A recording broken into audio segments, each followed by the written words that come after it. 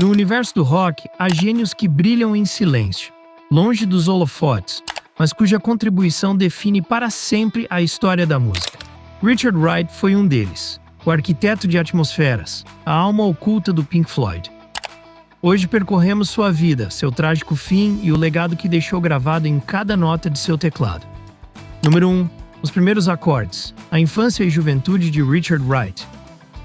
Richard William Wright nasceu em Londres em 1943, em um lar onde a música era respirada naturalmente. Desde pequeno, mostrou uma sensibilidade artística especial que o levou ao piano, instrumento com o qual descobriria sua forma de se expressar em um mundo que às vezes lhe parecia demasiado hostil. Aos 12 anos, já compunha pequenas peças, e essa capacidade de moldar sons o diferenciaria de imediato. Suas influências iniciais passavam pelo jazz e pela música clássica, dois mundos que marcariam profundamente seu estilo. Crescendo no pós-guerra, a música se tornou seu refúgio, uma maneira de encontrar beleza em meio a um ambiente cinzento. O que poucos sabem é que, além da música, Richard sonhava em se dedicar ao design e à arte visual, algo que depois se refletiria em seu interesse pelos elementos estéticos do Pink Floyd. Seu caráter introspectivo o levava a passar horas praticando sozinho, construindo seu próprio universo musical. Essa mistura de disciplina e sensibilidade moldou a essência daquele que, mais tarde, seria um dos pilares criativos da psicodelia britânica. Número 2. O nascimento do Pink Floyd e o papel silencioso de Wright.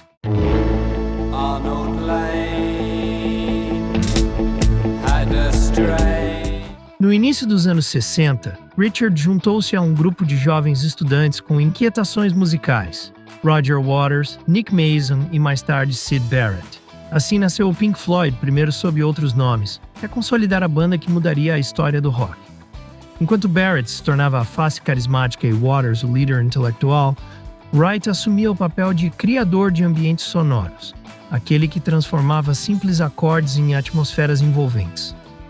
Embora sua personalidade fosse introvertida, sua presença era vital. Sem ele, o Pink Floyd nunca teria alcançado aquela dimensão espacial e emocional.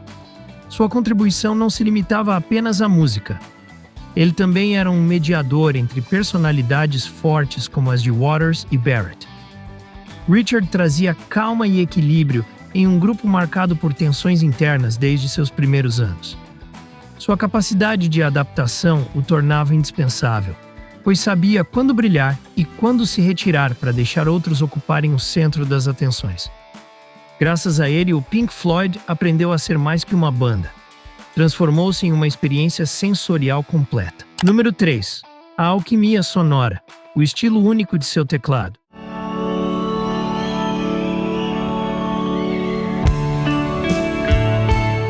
Richard Wright não era um simples tecladista. Era um pintor de sons. Com sintetizadores, órgãos Hammond e pianos elétricos, criou universos que transportavam os ouvintes para outra dimensão. Sua maneira de tocar não buscava protagonismo, mas complementar, dar vida ao vazio, criar tensão e calma no momento exato. Em faixas como Us and Them ou The Great Gig in the Sky, Wright mostrou que a grandeza pode estar na sutileza. Sua arte estava na capacidade de emocionar com acordes sustentados e silêncios, nesse equilíbrio entre o terreno e o etéreo, que definiu a marca sonora do Pink Floyd. Além disso, foi um dos primeiros a compreender a importância da experimentação com sintetizadores no rock, quando ainda eram vistos como ferramentas estranhas. Wright conseguia fazer com que cada nota soasse como um eco no espaço, uma espécie de respiração que expandia a música para além do terreno. Seu estilo era melódico, mas nunca invasivo, técnico, mas sempre emocional. Essa combinação única o transformou em um dos tecladistas mais influentes do rock progressivo. Número 4. O auge do Pink Floyd e sua influência em discos lendários.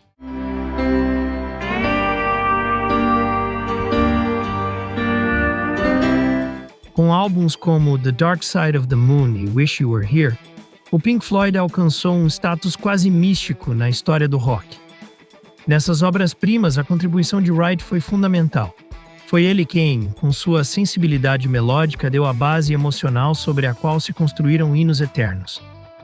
Enquanto Gilmour deslumbrava com solos de guitarra e Waters plasmava suas visões conceituais, Wright construía as paisagens que faziam de cada canção uma viagem emocional. Sua humildade o manteve longe das capas, mas cada acorde seu era o verdadeiro fio condutor da banda. Em The Dark Side of the Moon, sua composição The Great Gig in the Sky demonstrou que podia transmitir tanto com suas teclas quanto com um grito dilacerante. Sua presença foi vital para o delicado equilíbrio que caracterizava a banda naquela época. Sem sua contribuição, a viagem sonora do Pink Floyd teria sido incompleta. E, embora nem sempre aparecesse como autor principal nos créditos, sua marca estava em cada canto desses discos imortais. Número 5. As tensões internas, conflitos com Waters e a sombra do ego. O sucesso trouxe tensões, e no centro desses atritos estava Roger Waters. Durante a gravação de The Wall, Waters assumiu o controle absoluto da banda e relegou Wright, questionando seu compromisso e sua criatividade. Richard, sempre reservado, não encontrava espaço para se defender das críticas. Finalmente, foi praticamente expulso do grupo, tornando-se o único membro a não figurar como parte oficial na turnê de um de seus discos mais icônicos. Essa ferida o marcou profundamente. Havia passado de ser o coração sonoro do Pink Floyd a se tornar um marginalizado dentro de sua própria criação. A situação foi tão dura que Wright acabou sendo contratado como músico assalariado na turnê de The Wall, tocando no palco sem figurar como membro oficial. Isso foi humilhante para alguém que esteve presente desde os alicerces da banda. Seu caráter tímido e a força dominante de Waters tornaram impossível o confronto. Esse episódio tornou-se um dos capítulos mais sombrios do Pink Floyd, revelando como os egos e as tensões internas podem destruir até os projetos mais brilhantes. Número 6. O ocaso, sua saída da banda e as feridas abertas. Após The Wall, a relação entre Wright e Waters ficou praticamente rompida. Durante anos viveu à sombra do Pink Floyd, vendo a banda continuar sem ele. Tentou o projeto solo, mas nunca alcançou o mesmo reconhecimento. Apesar disso, Wright nunca deixou de experimentar com a música, buscando novas formas de expressão. Contudo, a dor de ter sido afastado daquilo que ajudou a construir o acompanhou sempre. Sua saída não representou apenas a perda de um músico, mas o desaparecimento de uma peça-chave no engrenagem emocional do Pink Floyd. Enquanto isso, o Pink Floyd continuava com Waters e Gilmour no centro, mas sem o calor e a profundidade que Wright trazia. Os fãs mais atentos percebiam a ausência de seu toque nas novas composições. Em entrevistas, Richard confessou sentir-se ferido e desiludido, mas nunca falou com ressentimento. Aceitou seu destino com a serenidade que o caracterizava. Ainda assim, essa etapa significou um vazio em sua carreira e um duro golpe em sua autoestima. Número 7. O retorno inesperado e a reconciliação musical. O tempo, porém, acabou abrindo uma porta. Com a saída de Waters e a liderança de David Gilmour, Wright foi reincorporado à banda. Seu retorno não significou apenas a recuperação de um membro, mas a volta de uma alma que havia sido injustamente afastada.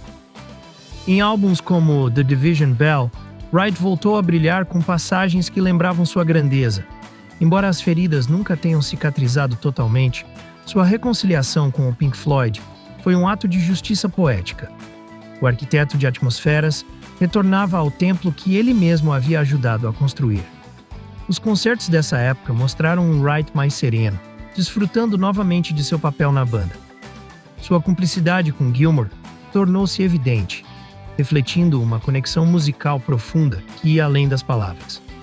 Esse retorno lhe permitiu reivindicar sua importância, e embora nunca tenha recuperado totalmente o protagonismo perdido, seu retorno foi celebrado pelos fãs como uma vitória contra a injustiça que havia sofrido. Número 8. Richard Wright, mais íntimo. Família, paixões e solidão. Além da música, Richard Wright foi um homem reservado, distante da fama midiática. Amava a navegação e encontrava no mar a mesma paz que em seus teclados. Sua vida pessoal, no entanto, foi marcada por relacionamentos complicados e momentos de solidão. Apesar disso, manteve sempre uma profunda conexão com sua família e um círculo reduzido de amigos.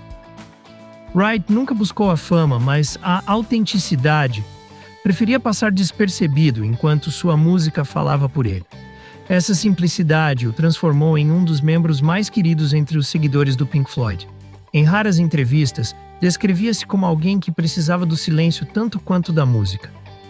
Essa dualidade entre o artista e o homem comum definiu sua existência. Apesar dos problemas pessoais, soube refugiar-se em suas paixões e, nessa calma, encontrava forças para seguir adiante. Richard Wright vivia com a convicção de que sua obra já havia transcendido, embora permanecesse em segundo plano. Número 9. A batalha contra o câncer e seus últimos anos. Em seus últimos anos, Richard Wright enfrentou uma dura batalha contra o câncer.